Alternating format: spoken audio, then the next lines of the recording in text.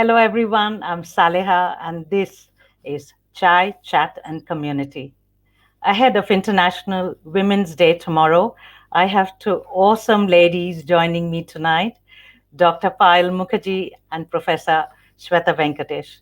Um, Thank you for joining me, and thank you for coming to my show. I'm a bit nervous, like I told you. I've never met such high achieving ladies before. So, thank you very much. That's a very kind introduction. Thank you. Thank you. Uh, Before I start with all the questions, uh, will you tell us something about yourselves, please? Shweta, you start. Oh, okay. My name is Svetha Venkatesh, and I am a computer scientist specializing in this space of machine learning. And I came to Australia almost 40 years ago now. And I spent the first part of my stay in Australia and Western Australia and the last 10 years or so in Geelong in Melbourne. And I work in a university and I basically run a research institute. So very nice to be on your show. Thank you. My name is Payal Mukherjee. I'm an ENT surgeon. I live in Sydney and I specialise in ear surgery, and I am the current chair of the College of Surgeons in New South Wales. So it's been a particularly exciting time in the last 12 months through COVID, managing everything. But thank you so much for having me as well on your show. Pleasure's all mine.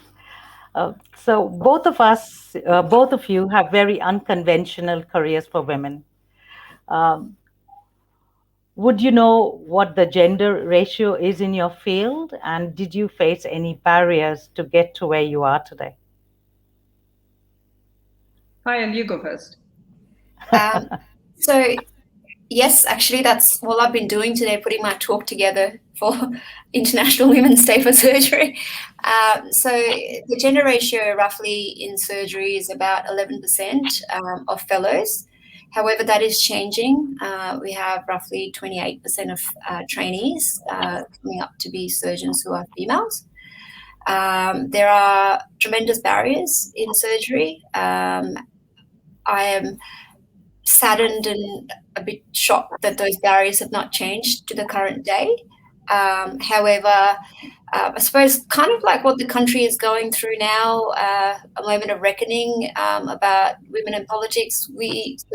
As surgeons, we went through something similar about 6 years ago or 5 years ago.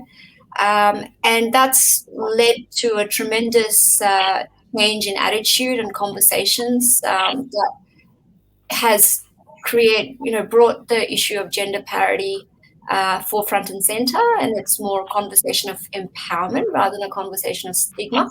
So I'm hoping that in the future those barriers will be reduced somewhat. But I mean, it'd be naive to say no. Thank you. Yes, so it's been quite similar. I mean, I studied electronics engineering, and when I went to, I studied IIT Roorkee, and there were 3 girls, and I think about 500 boys. I mean, that was the gender ratio in those days. Wow.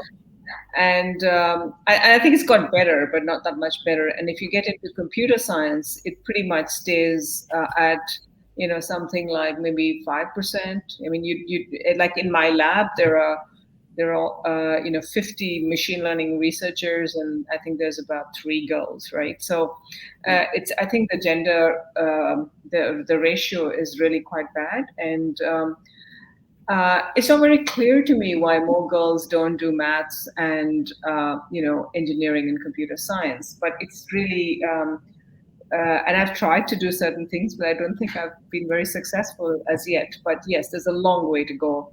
And I don't know whether there's a barrier. It's just that girls don't seem to take up these professions. Like they don't, as you were talking earlier, Payal, you were saying it's a challenge to get your daughter to look at maths. And there's somehow this feeling that maths is not for girls or something like that. And that then leads to them not doing the kind of courses that is required. to do engineering or computer science or something. But all the girls out there, I would say, do computer science. It's an awesome field, and it's just going to be better and better with machine learning and AI. So, I think we should try it. I think though, I think I'm hoping that the next generation is different, because I think kids these days are so literate in digital skills, which is part and parcel of STEM. Like, if you want to make a movie, you need to learn to code, and so I'm hoping that the conversation for the next generation is much more, and it's a lot more about applied skills, like applied maths, rather than knowing maths as a science. As a subject, it's all about what's the application. Do you feel that that's sort of? Yeah, I think so. I mean, my little granddaughter does better videos than I can, right? Or possibly most people in my lab can. But and as you say, they're very literate in those skills, so they'll pick up those skills as they grow up. But I just hope that they also need to apply themselves a little bit more, so that they can learn the fundamentals of that. But I think it's changing, and I'm hopeful. So, Svetha, why do you think girls need to learn STEM? Why do they need to? It's for all the young girls watching. Yeah, because they lead to very wonderful professions like what I'm in and like what Payal's in. And whether you do science of any sort, and or engineering or computer science or machine learning or AI, there are really, really interesting careers ahead of you. And I happen to be in research, but it's sort of one of the best jobs, because every day I get up and I can think of some problem to solve, and I get paid to do that, right? And sometimes I don't solve it for years, and I still get paid. So it's kind of a very, very nice kind of profession that you can be in. It's constantly challenging and exciting, and if you solve something, you can have huge impact, right? You can help save lives, or you can make people do products faster. There's always an impact of your work. So I think it's very exciting. And I think I would really encourage more girls to sort of do science at school and maths at school, and then take up these careers that come after that. Shweta, before I go to Payal and ask her the same question, do you want to tell our viewers what exactly you do? Oh, because I've read it. Yes. Okay, so I studied engineering, but then I have done computer science all my life, and almost for the last 30 years or so, I've been working in a field called pattern recognition, and the job in pattern recognition, as the name implies, is to find patterns, get machines to find patterns automatically. So they're useful for things like, for example, face recognition, or self-driving cars, or finding out patterns that lead to risk, and so on. And I've sort of grown up with a generation of pattern recognition. So earlier on, we had different types of models, and now we have, you might have heard of these models called neural networks and deep learning. And so now I work in this field called machine learning, which basically has advanced that field quite a lot. And I work in trying to find patterns in all kinds of data, and apply it to areas like medicine. That's how I kind of know Payal as well. And also we also work on how can we help scientists manufacture objects faster, for example. So machine learning can be used in a wide range of ways, and it's a very exciting field, and now moving into more and more into artificial intelligence. Thank you. Payal, Svetha talked about your daughter not wanting to learn maths. I have been through that stage. Why do you think girls need to go to STEM, need to do STEM? Well, firstly, I just wanted to acknowledge Shweta's ability to simplify complex concepts, even at the level of a surgeon. I don't think it's even at the level of a surgeon. Not at all. Not at all. That's the most awesome surgeon, I think. That's how I know Shweta, because she was the first AI scientist to be able to explain to me in very simple words how AI could help my clinical and scientific research in bioprinting. But in answer to your question, I mean, I think, to be fair to my daughter, she doesn't hate maths. She actually used to love maths, but found that over the last couple of years, her skills in literacy have gone up and her love for maths has not caught up yet, which has scared me because it used to be the opposite. And I think maybe I should probably push back a little bit because she's actually very good with coding and robotics and VR. In fact, she did a talk with me as a VR demonstrator. We were doing a talk to 300 school kids and she was just 7.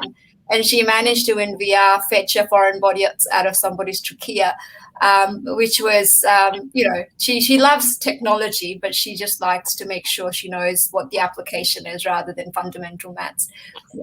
But the reason I think STEM is really important for girls, as well as boys, is because the industry in the future, jobs in the future, are incredibly going to be STEM focused. But what we're seeing is that STEM skills for women are not increasing at the same rate as STEM skills for men. So it is really important to be a bit more proactive in making sure that girls are also learning and adopting the skills at the same rate because their jobs are going to be reliant on it in the future. And the trouble is at the moment, the jobs in STEM or jobs, the future is so digital. Jobs are evolving at such a rapid rate that we don't even know what jobs are going to be around in 5-10 years' time. So for our younger generation to be able to adopt, they not just need to have STEM, but they also need to have creativity. They need to learn how to apply that. They need to be entrepreneurs.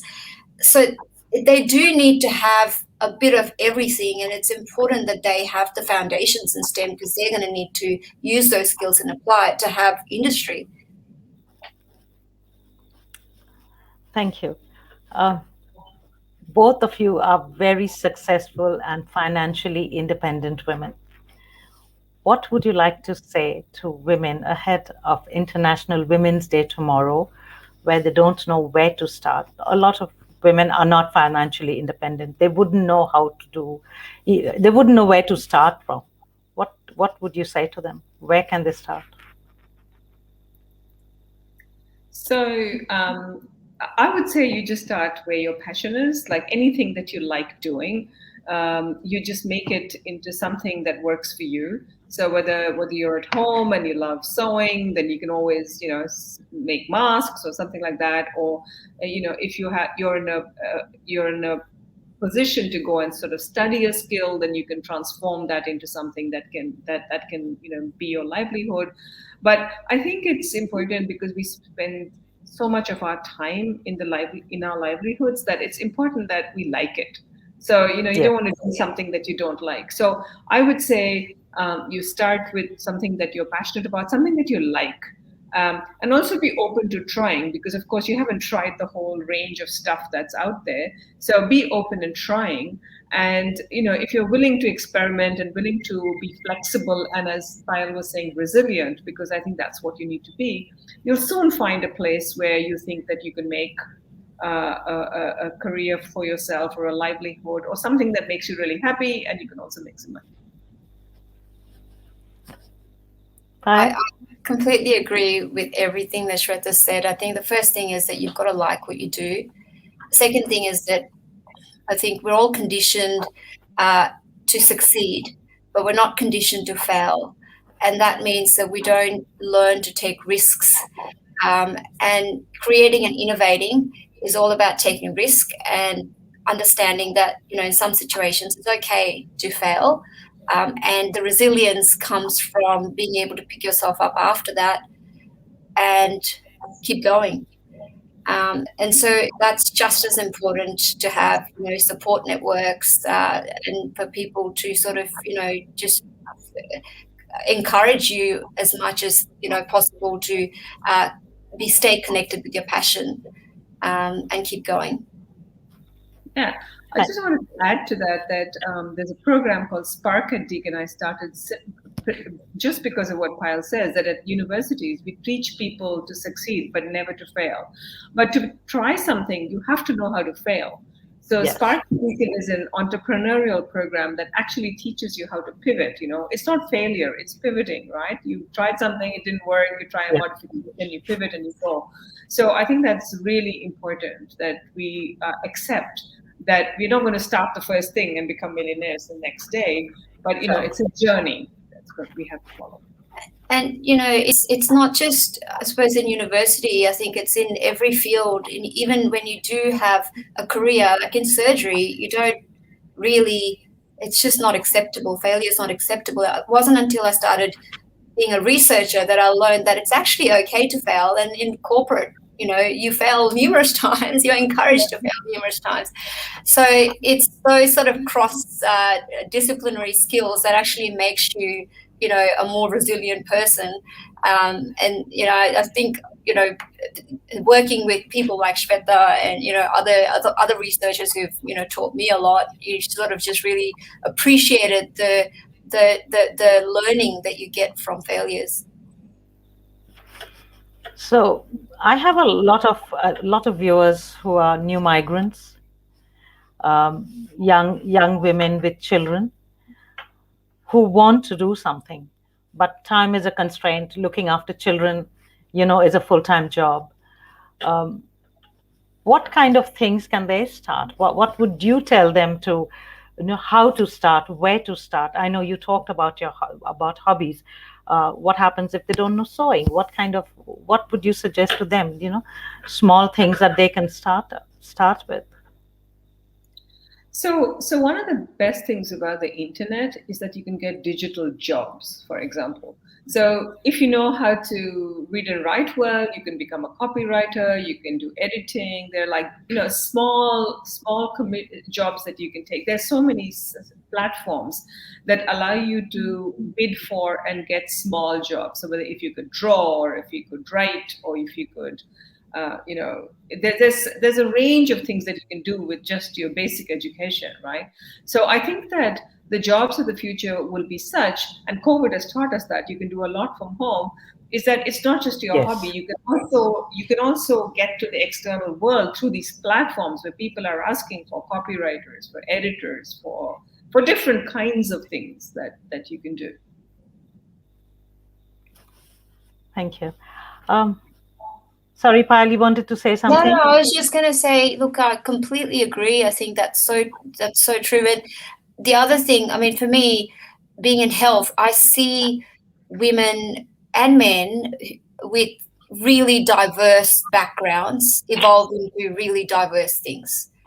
And that's one of the beauties of health. And we were just talking about one of my staff members who used to be, a fitness instructor and bodybuilder. And then, you come across somebody who's a physio, someone who started off from school and diverged into nursing through some other health experience. And it's just it's so diverse. And whether it's face-to-face or online, there are options. And that's why, coming back to the thing that STEM skills are important, whether you're doing just web design or you're doing typing from home, or, there are so many things that they're out there. But I think one of the important things is to also stay connected, to identify needs around you, to engage with the community around you. And I think for new migrants or people arriving in the country, that is probably the first stepping stone. How do you build that network? That sort of opens up opportunities for you, and how you're available and alive to those opportunities, and then how you take them on. Thank you. Both of you do a lot of advocacy work. Do you want to talk about that, Shweta? As I was saying, some of the advocacy work I do is to do with entrepreneurship, and we've been to set up this program first at Deakin University, and now we've set up these other kind of programs that run in Melbourne that allow the coordinators, a young girl called Daisy Mound who runs them, and she's done a fabulous job of creating these programs where you could, for example, learn how to be a part of this digital economy. And it's particularly focused on young women. And similarly, that program runs and recruits people even from India, and they get trained over a 3 to 6 months period, so that it's clear as to if you have any skill that you want to, how do you market yourself, how do you get jobs in the digital kind of world. So I'm quite passionate about, because I think that the future is not going to be one job that you take and you stay in it for 30 years, so like me, but it's going to be something that you keep changing. And so you need to, as Payal was mentioning, you need to have these entrepreneurial skills. So part of my advocacy work is trying to get young women to kind of realize these skills. Payal? So a lot of my advocacy work revolves around equity, gender equity, particularly in health and surgery. I was just, as I said, I spent my whole day putting this talk together for next week, where we're working with the Minister for Women to help address barriers for females going through training, right through from medical school into being a surgeon. From things as basic as maternity leave entitlements, and there's just so many barriers that exist that are not deliberate, but they are barriers to a career progression. I'm also, obviously, as a researcher, do a lot of advocacy in terms of, researcher who deals with technology. I do a lot of advocacy in STEM, and being a parent, a lot of that STEM advocacy filters into making sure that we're talking to the next generation, starting from primary school to high school, and then to medical students, to make sure that we've got the entire pipeline. And of course, as on the public health issues, issues of domestic violence are really important to me as well. So we've certainly done a lot of work through the College of Surgeons in terms of addressing the need for health professionals to have better literacy, surgeons for me, to have better literacy in managing domestic violence, not to see it as a social issue, to see it as a medical issue. I've worked to put modules into university training courses for our medical students to learn how to deal with that better. We've written position papers for surgeons, published them as papers, and disseminated that information through conferences and courses to ensure that that information is getting out there, because as health professionals, we're sort of the front line of where patients trust to disclose, and I think if you don't really are not alive to the red flags, you don't do it well. And of course, as a female in surgery, it's not, domestic violence is not unique to females, but predominantly most victims are females. And that it is, if you look at the 1 in 3 women are affected, there will be many females in the surgical workforce who are also affected, and to support their careers is also an important issue. So to raise the stigma from it. Thank you. My last question for tonight. So this year's theme for the International Women's Day is Women in Leadership, Achieving an Equal Future in a COVID-19 world. What message would you like to share with women who are watching this program? We talk equality. Is there equality as yet? No, not. I don't think so. Not quite. But in some sense, I think you need to. Leadership has to be is a trait that you develop and an attitude that you develop over time, and it is part of the whole process of having a career and growing in it. And then you get more experienced, and you can't just. I feel you need experience to be a good leader. And therefore, it's that experience that you should try if you're a young woman starting out, and learn the things that you like and you don't like. And at least that's what I do in my role as a leader, is try and mold a version that I think is a version of what I would like in a leader. And in particular, I focus on certain types of attributes. Like, for example, I try and foster a cooperative teamwork, which is very different. Normally in universities, it's a little bit more isolationist, but we work as teams, and so it's a culture that you build through leadership, and I focus a lot on that. So I'm hoping that as people go through their careers, they'll have their own version of what they think is important. For example, I think teams are really important, and how you maintain a team, how do you build a team, how do you be fair in a team, how do you have equity in a team. So these are all issues that need to be handled through the process of leadership. Yeah, I think leadership is an inherent role in surgery because you're leading teams, but then particularly over the last 12 months, coming in as chair just at the start of COVID, I've had the opportunity to meet some phenomenal female leaders in our state, in our health system, who have made me appreciate the impact that those women have, few but very, very powerful women have had to keep our state safe. And I think what I want to do is to make sure that we train our next generations that they can have impact in their leadership in a shorter period of time. And when I speak to medical students or trainees, it's kind of trying to build those skills in and network them early so they can have a bigger impact faster, essentially. So a lot of medical students coming out are older because of postgraduate teaching compared to undergraduate teaching used to be in my days. And so whilst they're doing that, there's no reason they can't get involved in advocacy. They are passionate, they have digital skills, they those sort of skills are really important, give them an important ability to network. And through those activities, they do learn leadership skills, which means that they are, better trained at doing things than, say we were. And hopefully by the time they come through, they have a better environment that supports them rather than, having to swim with your hands tied behind your back, which is kind of how it's been, I suppose. I don't know, Shweta, what do you think? No, I completely agree, and I think it's a very good point that what can we do to train these people so that they can have impact much earlier, right?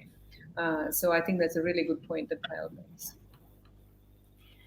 Do you think that gender equality is going to change? At the moment, it's very skewed, no matter where you go, and whatever profession. The top management is always the men, or rather, there's a higher ratio of men than women. Do you foresee a change in the near future? I think it's changed even in my lifetime. It's slow, but it's, I think, moving in the right direction. And I hope that it'll accelerate and become faster. It's not that there's no change. Yes. It used to be far worse before, but it's very slow, and it's not the pace that we probably like, but hopefully it will accelerate in the future. I think I certainly I am seeing the change, in front of my eyes. But aren't you the change also? Well, I mean, you have to be the change you want to see. You right? and Shweta, y'all are the change. But I mean, I must say that it's firstly for me anyway. It's not about, I suppose, men versus women. There's certainly a lot of women who hamper gender equality and are bullies, just as there are lots of men who are champions of change as well. So I think that's the first thing. And the other thing for us in health is always keeping the focus on patient care first. And when you sort of see that diversity breeds better health outcomes, it's difficult for people not to take notice and not to create change. I think we've come such a long way, at least in surgery, with the language and the initiatives in place. If a few years ago, the sort of targets was just most more female than men would stand up and say, no, that is not meritorious. But that's not sort of giving a bias. It's just setting a target that we want to be there. But now it's sort of, we're saying that to the Ministry of Health to say, can you please set targets that we have, more women in the public health system as we have in, more women coming through surgery.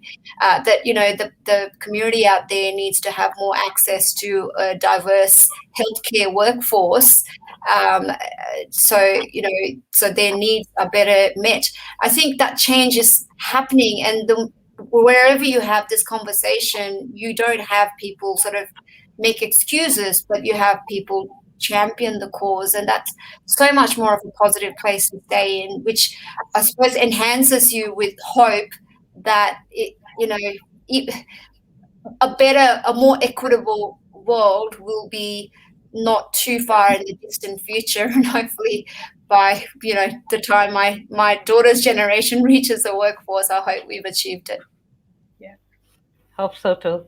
Thank you so much for joining me. It has been an absolute pleasure. thank you so much for having us on the show. Thank you. Thank you. It's been a delight. Okay, bye.